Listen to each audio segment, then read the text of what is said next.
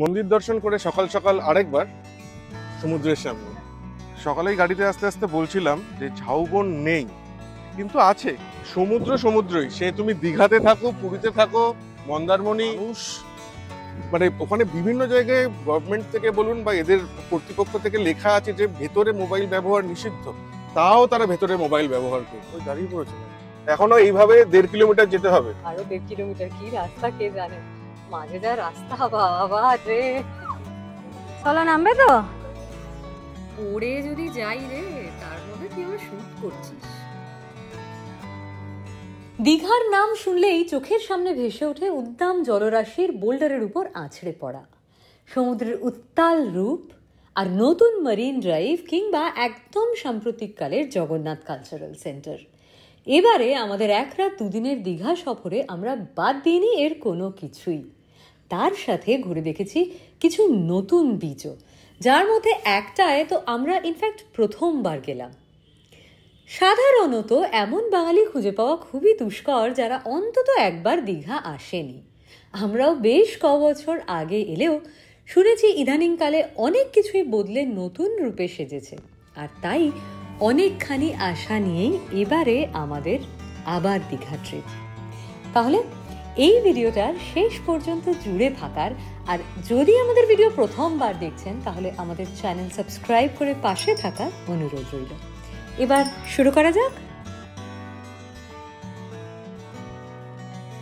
আজ 19 তারিখ, 19শে জুলাই, শনিবার। আর ইতিমধ্যে আপনারা তো দেখেইছেন আমরা আছি দীঘাতে, জোন বাই দ্য পার্কে। আর সেই ভিডিও হয়তো আমাদের চ্যানেলে আপনারা দেখেছেন, না দেখে থাকলে অবশ্যই একবার দেখে নেবেন। জোনে আমাদের থাকার সম্পূর্ণ অভিজ্ঞতা আর সমস্ত ডিটেইল সমেত সেই ভিডিও। তো এখন বিকেল 5:30 মতন বাজে, আর আমরা জগন্নাথ কালচারাল সেন্টার মানে মন্দিরের দিকে যাব বলে বেরিয়ে পড়েছি। আর তারপর একটু বিচের ধারেও ঘুরবো, আপাতত এই প্ল্যান। তো চলুন। ডান দিকে এখন পরপর হোটেল যাচ্ছে, আর এই রাস্তার উপরেই দীঘা রোড দিয়ে যাচ্ছি এখন আমরা। আর সোজা গেলে বাঁ দিকেই পড়বে জগন্নাথ মন্দির, আর জাস্ট এই দীঘা বিজ্ঞান কেন্দ্রটা ছাড়িয়ে আমরা এখন এগিয়ে যাচ্ছি। কিন্তু এই রাস্তাটা প্রচন্ড কনজেস্টেড, খুব সাবধানে চালাতে হবে এখানে। হ্যাঁ, মানে আমরা অ্যাকচুয়ালি ভাবছিলাম যে গাড়ি নিয়ে বেরোনোটা ঠিক হবে নাকি টোটো নিয়ে যাব নাকি হেঁটেই চলে যাব, তারপর দেখলাম হেঁটে প্রায় আধা ঘন্টা লাগবে। এই যে বাঁদিকে দেখতে পাচ্ছেন প্রায় 1 কিলোমিটার লম্বা লাইন চলছে। এই পুলিশগুলোকে আমি জিজ্ঞেস করলাম যে এটা কি মন্দিরে ঢোকার লাইন, তারা বলছে যে হ্যাঁ এটাই হচ্ছে মন্দিরে ঢোকার লাইন। মানে আমার তো পুরো সেই গত বছর বেনারসে গিয়ে বিশ্বনাথ ধামে ঢোকার মতন স্মৃতি মনে পড়ে যাচ্ছে। এখানে ঢোকার প্রায় কয়েকশো মিটার লম্বা লাইন। মন্দিরের পার্কিং এ এসে আমরা গাড়িটা এখানে পার্ক করলাম, এবারে যাচ্ছি মন্দিরের দিকে। যা লাইন দেখলাম, জানি না ঢুকতে পারবো কিনা, তাও ট্রাই করছি। আরো একটা ব্যাপার হচ্ছে, মন্দিরের লাইনটা যেখান থেকে শুরু হচ্ছে সেখান থেকে এই যে যেখানে আমরা গাড়ি পার্ক করতে পারলাম সেটাও কিছু না হলে 1 কিলোমিটার দূরে হবে। আমরা গাড়িটা পার্ক করলাম, পার্ক করার পর যখন আমরা একটু এগোচ্ছিলাম তখনই আমাদের যারা পার্কিং এর দায়িত্বে আছে তারা বললেন যে এখানে গাড়ির মধ্যে জুতোটা খুলে যান, না হলে এই সামনে যে এই নীল সাদা বাড়িটা, এখানে জুতো জমা দিয়ে আপনাকে মন্দিরে ঢুকতে হবে। তো আমরা এখনো জুতো খুলিনি, জমাও দিইনি। তো আমরা ভাবছি আগে একটু সি বিচটা ঘুরে আসি, তারপরে যদি সময় হয় মন্দিরের দিকে যাব। আর এই দিকে প্রবাবলি গেট নাম্বার 6টা, যেটাতে আমাদের যেতে বলছে। ডান দিকে হচ্ছে গেট নাম্বার 6। অ্যাকচুয়ালি এখানে প্রচুর এই যে দেখুন অ্যারো দিয়ে দিয়ে লেখা রয়েছে ডান দিকে গেট নাম্বার 6। তো 6 নম্বর গেটের কাছেই পার্কিংটা, মানে এই যে যেখানে দীঘার মন্দিরের গেটটা এখানে, তার পাশেই হচ্ছে এইটা হচ্ছে জুতো রাখার জায়গা, যেটা আমি দূর থেকে দেখাচ্ছিলাম। আর এইখানে হচ্ছে আপনারা এখান থেকে পুজোর সামগ্রী কিনতে পারেন। আর পার্কিং করে ঠিক বাঁদিকেই হচ্ছে গেট নাম্বার 6। এখানে নাম্বার 6 এ কিন্তু কম্পারেটিভলি অনেকটা ভিড়টা কম লাগছে, মানে অত লাইন নয়। এখন কিন্তু সূর্যটা ডোবার সময় হয়ে এসছে, মন্দিরটা কিন্তু দেখতে সুন্দর লাগছে। তো আমরা মন্দির চত্বরটা একটু ঘুরে, মানে এত ভিড় এখন ওখানে, বাইরে থেকেই দেখে, আমরা বাইরে থেকে দেখে এখন সমুদ্রের ধারে যাচ্ছি। মানে জাস্ট রাস্তাটা ক্রস করে এসে এই রাস্তাটা সোজা ধরে এই ঝাউবন, একটু একটু ঝাউবন দেখা যাচ্ছে, সেটার মধ্যে দিয়ে এখন যাচ্ছি। আমরা টার্গেট করছি কাল সকালবেলার দিকে ভোরবেলা মানে একদম ভোর ভোর 5:30 6টার মধ্যে যদি মন্দিরটা দর্শন করা যায়, কারণ এখন অস্বাভাবিক ভিড়। আর এখন মুহূর্তের মধ্যে ভিড়টা হয়ে গেল, মানে আমরা যখন এসেছিলাম, এসে গাড়ি থেকে নামছিলাম বা গাড়িটা পার্কিং এর দিকে নিয়ে যাচ্ছিলাম, তখনও এরকম ভিড় ছিল না। মানে উইদিন 10 মিনিটস বোধহয় কাতারে কাতারে মানুষ চলে, মানে সবাই এই সন্ধ্যেবেলার টাইমটা হ্যাঁ, এখন যেহেতু চেষ্টা করছে, যেহেতু রোদটা ঢলে পড়বে, নেমে গেছে, কমফোর্টেবল ওয়েদার, প্লাস আলো জ্বললে দেখতেও খুব দেখতেও সুন্দর ভালো লাগবে লাগবে। বাইরেটা। সেই জন্য এখন এইসব মানে কারণে। প্রচন্ড ভিড়, মানে গিজগিজ করছে লোক, তো সেই জন্য আমরা এখন তারপর সমুদ্রের আবার ধারে। জুতো খুলে ওই যে ব্যাপারটা, মানে আমরা একদমই প্রিপেয়ার্ড ছিলাম না এটার জন্য, তো কাল সকালে এটার জন্য প্রিপেয়ার্ড হয়ে আসতে হবে। আসবো একদম। সকালেই গাড়িতে আস্তে আস্তে বলছিলাম যে ঝাউবন নেই, কিন্তু আছে, একটু কিঞ্চিত একটু এখনো আছে, রয়ে গেছে বাকি। এই স্ট্রেচটাই বোধহয় একটুখানি আছে যেখানে তোমার এখনো হোটেল হয়নি। বাকি ডান দিকে তো এই দিকটাতে গেলে পুরো হোটেল হয়ে গেছে, মানে যেটা নিউ দীঘার দিকটা। হ্যাঁ, আমরা তো অ্যাকচুয়ালি দীঘা স্টেশন ছাড়িয়ে এপাশে চলে এসেছি না, এখানের দিকটা এখনো একটু দেখা যাচ্ছে, গ্রিন আছে, ঝাউবনও আছে, ভালো লাগছে, সত্যি ভালো লাগছে। আর ওই পাশটা মানে যেটা নিউ দীঘার সাইড, ওখানে তো পুরো বিচের ধারেই হোটেল হয়ে গেছে, কাজেই কোনো প্রশ্নই নেই। আর চলো গেটটা দিয়ে ঢুকি। এখানে একটা গেট করেছে, গেটের বাইরেটা সত্যি ভালো লাগছে, এই পাশে সূর্যটা অস্ত যাচ্ছে এখন।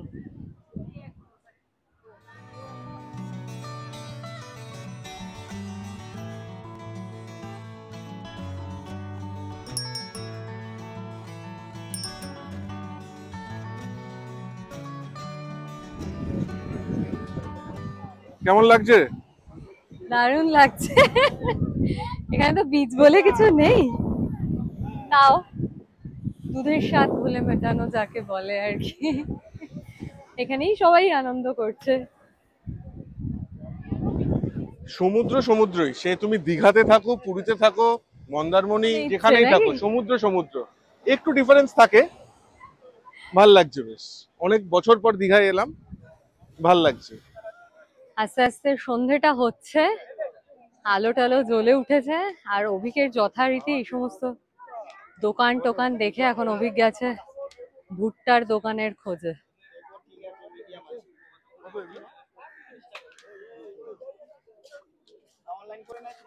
$30 করে ভুট্টা। যত সন্ধে হচ্ছে তত কিন্তু লোকের ভিড় বাড়ছে এখানে, দেখুন। মানে যেই ভিড়টা এতক্ষণ জগন্নাথ মন্দিরের ওখানে ছিল, সেই ভিড়টা মানে আস্তে আস্তে সবাই মন্দির দেখে বেরিয়ে এখন মন্দিরের ঠিক সামনেই এই ঘাটটা, সবাই এখানেই আসছে। কেমন খেতে তোমার ভুট্টা? ভালো। ভালো, লেবু টেবু দিয়েছে ঠিকঠাক করে?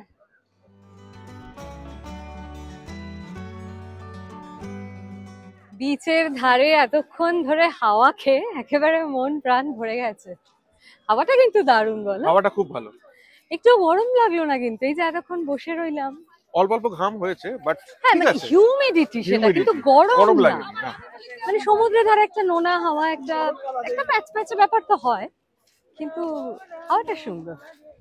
এবার প্রচন্ড ভিড় হচ্ছে, এবার যারা মন্দিরে গেছিল হ্যাঁ। মন্দির থেকে বেরিয়ে তারা এবার সমুদ্রের ধারে আসছে। পুরো ক্রাউডটা এবার এদিকে পার্কিং এরিয়ার দিকে আসতে এখন মন্দিরে ঢোকার ভিড়টা একবার দেখুন।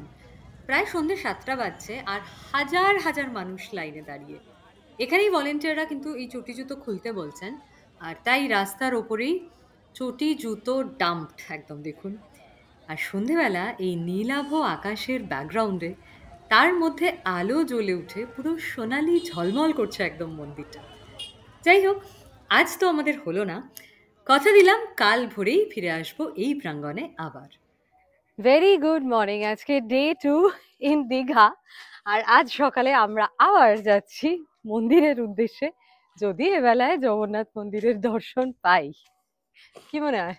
আশা করি এখন পেয়ে যাবো। এখন মানে আমরা টার্গেট করে খুব সকাল সকাল বেরিয়েছি, 6টার সময় মন্দির এখনো খোলে, 6টা কিন্তু বাজেনি, এখনো 6টা বাজে, 6টা বাজতে 10 মিনিট। আমরা গাড়ি নিয়েই যাবো গাড়ি নিয়ে কালকের যাবো। মতন, কালকে যেরকম পার্কিং এ গেছিলাম। গাড়ি রেখে আগে মন্দির তারপর হয়ে গেলে দেখি তারপরে দেখি কি করা কোথায় যায়। কিরকম সময় মন্দিরটা ঘুরতে। মন্দিরটা অনেক বড়, বিশাল বড়। কালকে কিন্তু সবাই শুনছিলাম ওখানে বলাবলি করছে, মানে মন্দির ঘুরতেই তো মানে যা লাইন সব মিলিয়ে 3-4 ঘন্টা লেগেই যাবে।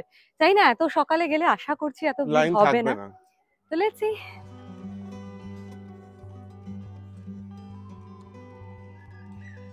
কালকের এক্সপিরিয়েন্স থেকে আমরা আজকেই গাড়ির মধ্যে জুতো টুতো খুলে সব একদম চলছি। অভিজ্ঞ জুতো মোজা খুলে আমরা গাড়িতেই রেখে যাচ্ছি। কালকে ইনফ্যাক্ট এখানে ওনারা ওটাই সাজেস্ট করছিলেন, পার্কিং এ যারা ছিলেন সব এখানেই রেখে এবার মন্দিরের দিকে যাচ্ছি। আশা করছি সকাল 6টা, এখন আর অত ভিড় থাকবে না। তবে একটা কথা, দীঘা কিন্তু ভীষণ সকাল সকাল ঘুম থেকে উঠে পড়ে। অন্যান্য অনেক শহরেই প্রচুর জায়গায় এত ঘুরি, এত সকালে এত লোক কিন্তু কোথাও দেখা যায় না। হ্যাঁ মানে দীঘা আমরা কিন্তু এইটুকুনি আসতে, মানে হোটেল থেকে এখানে আসতেই দেখলাম প্রচুর গাড়ি, টোটো, মানুষ রাস্তায়, কেউ বিচের দিকে যাচ্ছে, কেউ মন্দিরের দিকে আসছে। মানে দীঘা বেশ সকাল সকাল ঘুম থেকে উঠে পড়ে, যা বোঝা গেল। ব্যারিকেড করা এরিয়াটার মধ্যে আমরা এখন ঢুকে পড়েছি। লাইন নেই, কিন্তু ওই জায়গাটার মধ্যে দিয়েই যাচ্ছি। যেরকম দেখছেন এখন খালি আছে, বেশ খালি। এই যে ডান দিকে কালকে দেখাছিলাম জায়গাটা, এখানটাতে ওই ডালা নেওয়ার জায়গা। এখন সকালবেলা ফাঁকা, অনেকটা ফাঁকা। আচ্ছা, এখানটায় কিন্তু পা ধোয়ার জায়গা আছে। হ্যাঁ। সাদা মার্বেলের মেঝে, ভালোই লাগছে, সুন্দর। চলুন চাই আপনাদের দেখাই। 30শে এপ্রিল 2025-এ এই মন্দিরের উদ্বোধন হয়। 24 একর জমিতে 250 কোটি টাকা ব্যয়ে এই নতুন মন্দিরটি নির্মিত। ভগবান জগন্নাথ, বলভদ্র, দেবী সুভদ্রা এবং মহালক্ষ্মীর উদ্দেশ্যে এই মন্দির উৎসর্গীকৃত।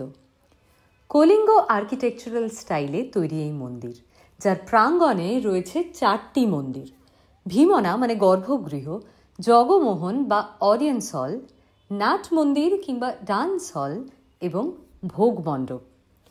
পুরো মন্দির চত্বর সাদা মার্বেলে বাঁধানো এবং এখানে ঢুকে আমাদের যে কোনো বিড়লা বা ইস্কন মন্দিরে যাওয়ার মতোই একদম অনুভূতি হচ্ছে। ভক্তর ভক্তি কোনোভাবেই আটকানো যায় না। যদি আপনি বিশ্বাস করেন যে ঈশ্বর সর্বত্র বিরাজমান, তাহলে ভক্তির অভাব হবে না। তবে একটা কথা বলে রাখি, মন্দিরের বাইরে যত ইচ্ছে ক্যামেরার ব্যবহার করলেও ভিতরে, বিশেষত মূল গর্ভগৃহের মধ্যে মোবাইল বা ক্যামেরার ব্যবহারে কিছু নিষেধাজ্ঞা রয়েছে। যা নিয়ম তা মেনে চলাই শ্রেয়। মেন মন্দিরের সামনেটাতে এসে গেছি। এই তোরণগুলো দিয়ে দিয়ে পরপর পরপর এলাম, আর পুরো এরিয়াটা চারপাশটা দেখুন এরকম।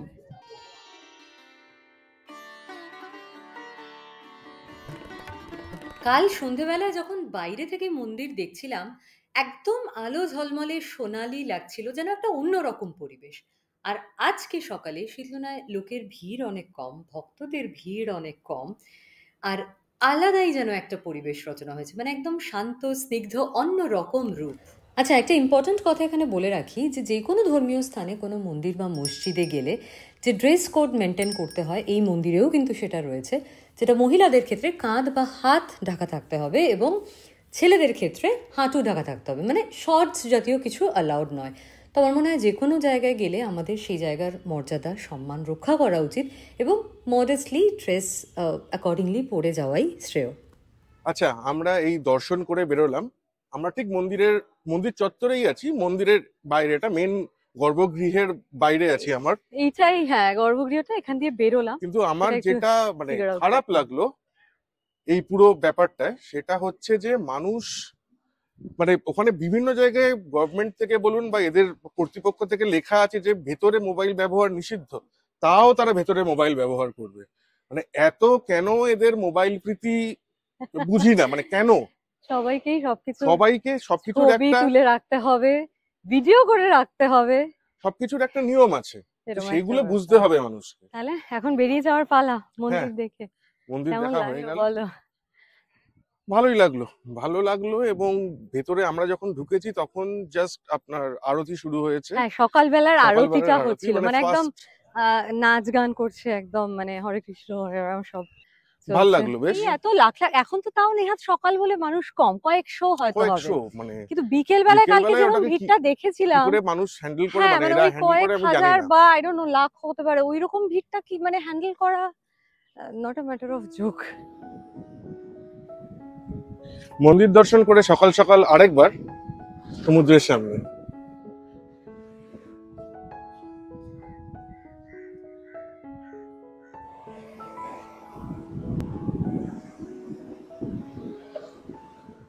সকাল সকাল বিচে হাঁটা, মানে এখানে তো বিচ নেই, বিচের নিচের সাইডে ধার দিয়ে হাঁটা, এই ওয়াকটা চিরকালই আমার ভাল লাগে। মানে আমি যেখানেই থাকি, মানে যে কোনো মানে সেটা সমুদ্রেই দীঘা যখন হোক। বেড়াতে যাই, এই জিনিসটা ভাল লাগে। সেটা কোনো স্পেসিফিক জায়গা আমি বলবো না, এই জিনিসটা কিন্তু চিরকাল ভাল লাগে। সমুদ্রের ধারে একটা নোনা হাওয়া, একটা হিউমিড ওয়েদার, এই যে ঢেউটা পাড়ে এসে ভাঙছে, বিচ ভালোই নেই। আর সমুদ্রের মধ্যে একটা বেশ মোনোটোনাস ব্যাপার থাকে, এবং সেই মোনোটোনাস জিনিসটাও আমার খুব ভালো লাগে। এই আবার কেমন কথা? মানে দেখ, মানে সমুদ্রে মানে নতুনত্ব কিছু নেই তো, না, মানে সেই সেই না, ঢেউ যাকে একই বলে জায়গা থেকে ঢেউ উঠবে, বলে। একই জায়গায় ভাঙবে। একদম।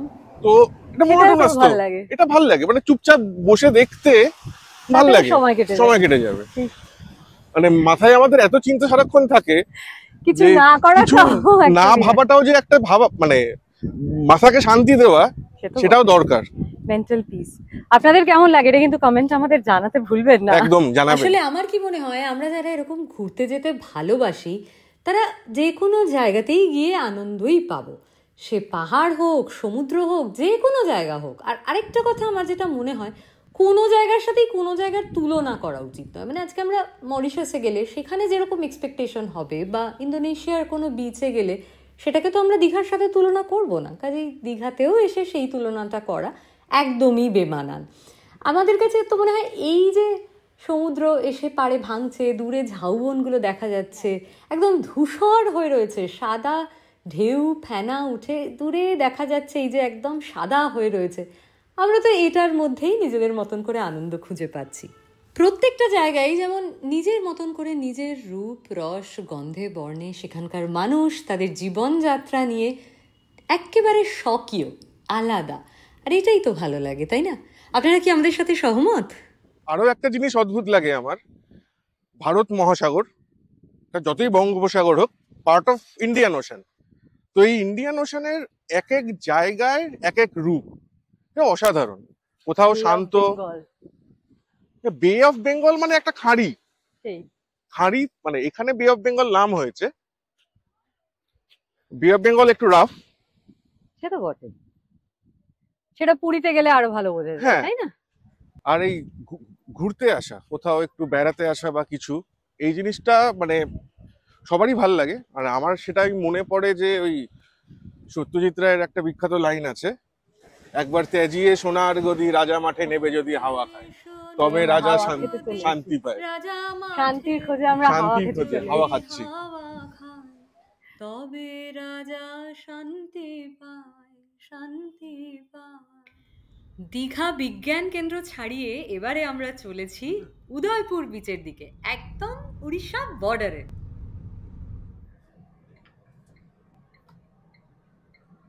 এইখান থেকে বাঁ দিক নিতে হবে, রাস্তা কই বাবা? আইডিয়ালি তো এটাই রাস্তা ছিল নাকি? একটাই তো লেন দেখা যাচ্ছে, গাড়ি যাবে তো? প্রচুর টোটো, বাইক সব এখানে দাঁড়িয়ে রয়েছে, দেখুন কি ভিড়। রাস্তাটা তো বেশ সুন্দরই লাগছে এখন অব্দি। ওই মাঝখানে একটু কনসেশনের ওই জায়গাটা পেরিয়ে এসে যেখান থেকে লেফট নিলাম, এখান থেকে 2 মিনিট জাস্ট, আর 800 মিটার। আর বেশ দুদিকটা সবুজ গাছের মধ্যে দিয়েই যাচ্ছি। চলুন দেখি কিরকম এই বিচটা। এই বিচটাতে কিন্তু আমরা আগে কোনোদিন আসিনি। Let's see. এইখানে সব গাড়িগুলো পরপর দাঁড়িয়ে গেছে, তার কারণ হচ্ছে এখানে পার্কিং চাওয়া হচ্ছে। এই যে একটা পার্কিং এর দিল কাগজ, 50 টাকা পার্কিং, মানে এসে 5 মিনিট থাকো আর সারাদিন থাকো। আমরা বলছি আমরা জাস্ট 5-10 মিনিট একটু দেখবো, চলে যাবো ঘুরে। বলছে আপনি 10 মিনিট থাকুন আর সারাদিন থাকুন, আপনি আবার বিকেলে আসুন, বিকেলে বিকেলে। যাই হোক, এখানে সামনে ডান দিকে এই জায়গাটা বোধহয় পার্কিং স্পেসটা। যা গরম এখন বাইরে, জানি না কতটুকু টাইম আমরা থাকতে পারবো। মানে থাকার থেকে বড় কথা হচ্ছে যে যা গরম বাইরে, থাকার পর গাড়িতে যখন উঠবো ও বাবা, তখন ফেটে যাবে, পুরো আগুন। এই উইকেন্ডে এবারে দীঘায় কিন্তু একটুও বর্ষা মেঘ কিছুই পেলাম না, কিচ্ছু নেই। কত ওয়েদার ফোরকাস্ট দেখছিলাম যে না ওয়েদার ভালোই থাকবে, কিন্তু প্রচন্ড রোদ বাইরে, প্রচন্ড। জানি না কত মিনিট থাকা যাবে, ওরে বাবা রে। এই পার্কিং এ গাড়িটা রেখে চলুন লেটস গো। বিচের দুধারে প্রচুর দোকান, প্রচুর মানুষের ভিড় দেখতেই পাচ্ছেন। সামনে প্রচুর মানুষজন বিচের দিকে হেঁটে যাচ্ছে। এই দোকানপাটগুলো দেখতে কিন্তু ভালোই লাগে। বাচ্চাদের জামা কাপড়, বেতের ঝুড়ি, নানান রকম জিনিস বিক্রি হচ্ছে। তার সাথে ডাব রয়েছে, ফলমূল নানান রকম যা পাবেন। এছাড়া মানে এই শ্যাক মতন তো করা এগুলো আছেই। প্লাস ওই ঝিনুকের জিনিস, ঝিনুকের পর্দা, নানান রকম ভালোই লাগে দেখতে। জাস্ট উদয়পুর বিচে এলাম, ভিড়টা দেখুন সামনে কি অবস্থা, মারাত্মক ভিড়। এই যে মিউজিক বক্স গুলো দেখতে পাচ্ছেন, জোরে জোরে মিউজিক বাজছে, ভিড় শুধু দেখুন। আজকে রবিবারের বেলা ওই 11:30 মতন বাজছে, প্রচুর মানুষের ভিড়, প্রচুর। এই যে ছোট ছোট গাড়ি করে এগুলোতে এই বাচ্চারা এ করছে, ঘোড়া, মানে কি নেই। এখানে স্কুটিও আছে, স্কুটি ভাড়া করে ঘুরতে পারেন বিচের ওপর। স্কুটি ভাড়া নিয়ে ঘোরা যায় বিচের হ্যাঁ, ওই তো স্কুটি লাইন দিয়ে দাঁড়িয়ে আছে, আমাকে তো ওই ধরেছিল। যাই বলো তাই বলো, আমাদের বাঁ দিকের ভিউ একরকম আর তোমার পেছন দিকটা ডান দিকের ভিউ কিন্তু আলাদাই। ওদিকটা ফাঁকা পুরো, ওটা বেশ ভালো লাগছে দেখতে। আমরা একটু ফাঁকা দিকে যাওয়ার চেষ্টা করছি, যেখানে গেলে একটু সমুদ্রটা ভালোভাবে দেখতে পারবো, একটু পাটা ভিজাতে পারবো। হ্যাঁ, পাটা ভেজানোই আজকের লক্ষ্য, মানে এখানে আসার কারণটা হচ্ছে একদমই পাটা তাই। ভেজাই, এখনো অব্দি সমুদ্রে পাটা ভেজে নেই। দীঘায় এসে কিন্তু এ যাত্রায় আমাদের বে অফ বেঙ্গলে পা ভেজানো হয়নি, সেটাই ভেজানোর জন্য এদিকে কাজেই এসেছি। সেটার জন্যই যাচ্ছি। বিচটা যখন এত সুন্দর দেখতেই পেলাম, এপাশে ঝাউবন সুন্দর লাগছে, একটু ফাঁকা জায়গাটায় যাই আরো ভালো লাগবে।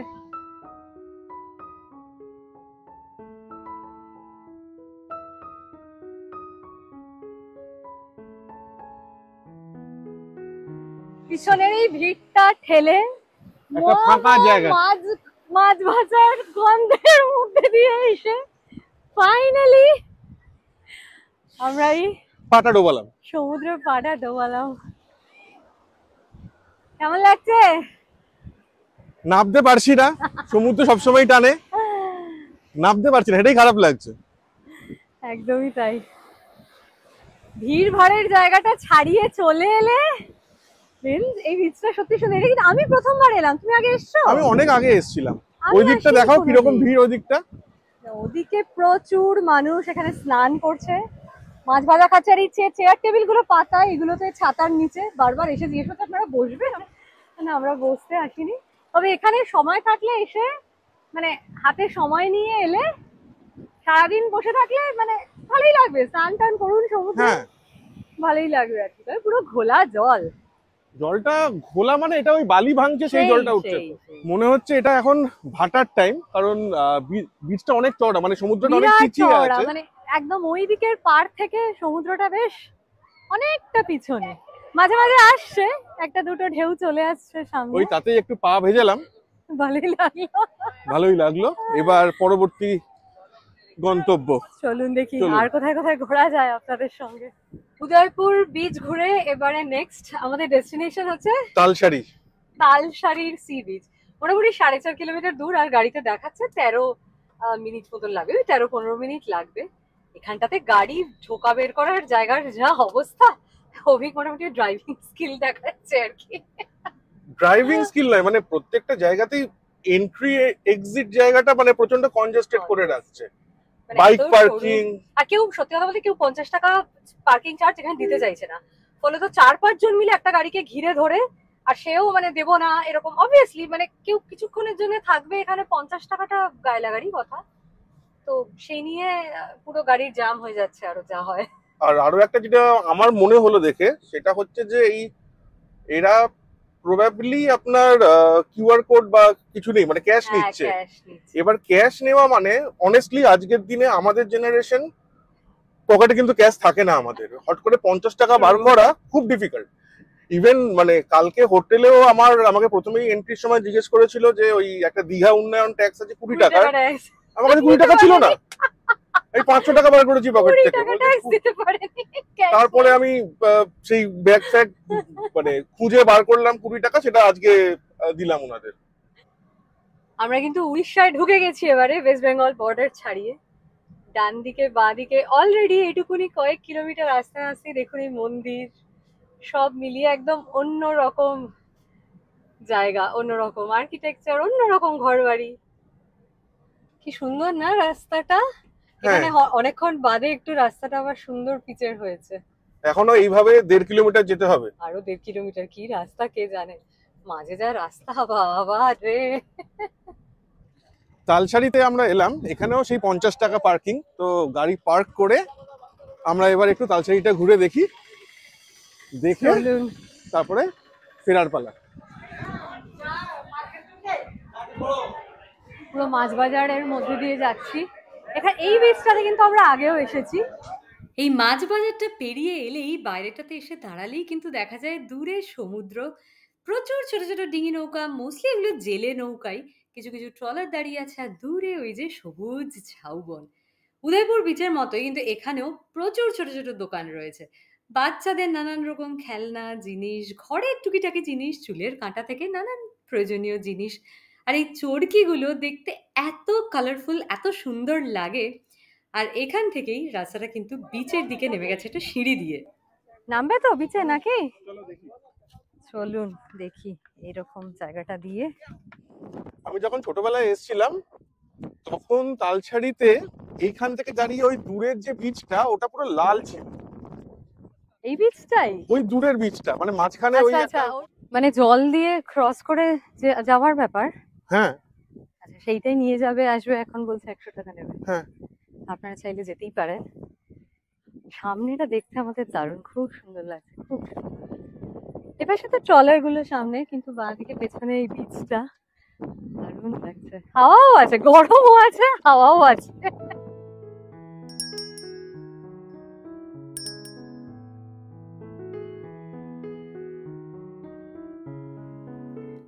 পড়ে যদি যাই রে, তার মধ্যে তুই আবার শুট করছিস।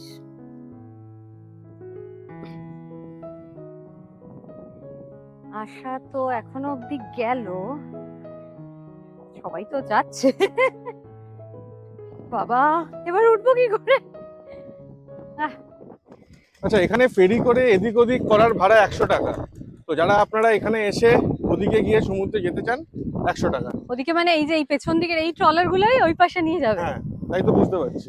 এই ট্রলার গুলো না, ওই ট্রলার গুলো। ও আচ্ছা, ছোট ট্রলার। হ্যাঁ, এগুলো তো এগুলো মাছ মাছ ধরার ট্রলার। রাইট রাইট, ঠিক, আমি ভুল বলেছি।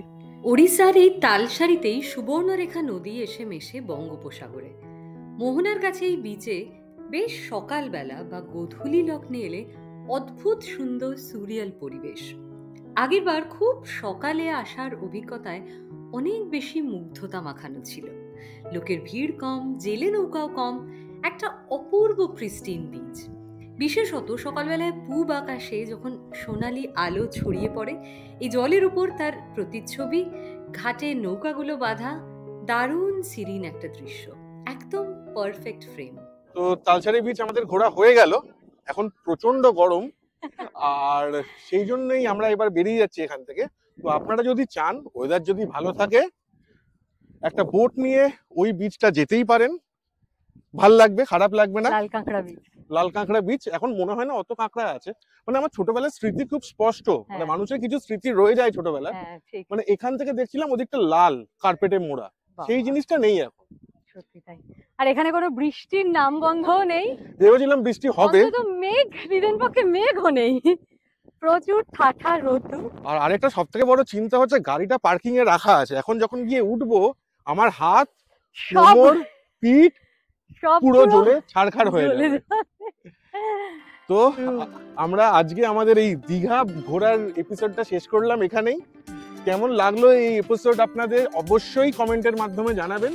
আর যদি ভালো লেগে থাকে তাহলে আপনার ফ্যামিলি এবং বন্ধুদের মধ্যে এই ভিডিওটা শেয়ার করুন, আর লাইক, কমেন্ট আর সাবস্ক্রাইব করতে থাকুন, যাতে আমাদের ছোট্ট এই পরিবারটা আস্তে আস্তে বড় হয়ে ওঠে। পাশে থাকুন দেবশ্রী আর অভিকের ওয়ান্ডারল্যান্ড টিপস অ্যান্ড অভির, কারণ আমরা নিয়ে আসতে চলেছি এরকম আরো আরো অনেক জানা অচেনা, চেনা অচেনা জায়গার ভ্রমণের গল্প। সঙ্গে থাকুন, ভ্রমণে থাক। Tata tata. ভিডিওটা অন করলাম, টাটা। কি করবো? ও আচ্ছা আচ্ছা, এটা বিচ রোড, কিন্তু এটা বন্ধ কেন? সত্যি তো এই রাস্তাটা হতো, রাস্তাটাও খুব সুন্দর। এটা প্রবাবলি বাইকের জন্য। ও